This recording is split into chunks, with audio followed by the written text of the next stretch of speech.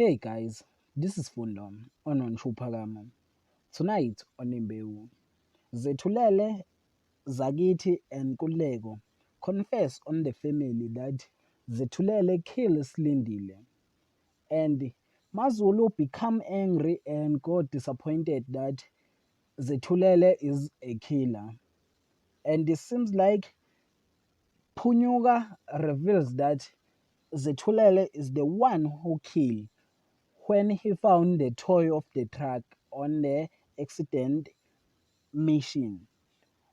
While Kanyo met Nozinho, who is wearing a Slindile earring from the pair Kanyo gave her.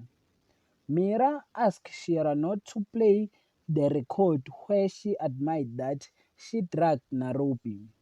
And Mira tells Narobi that he wants to move to a south coast and leave them with the piece on the house. While too tries to comfort Nomusa, but she not interested. And Clevion see the burden Nomusa carries. That is for tonight. Thanks for watching. Don't forget to like and comment and subscribe. Therefore, thanks.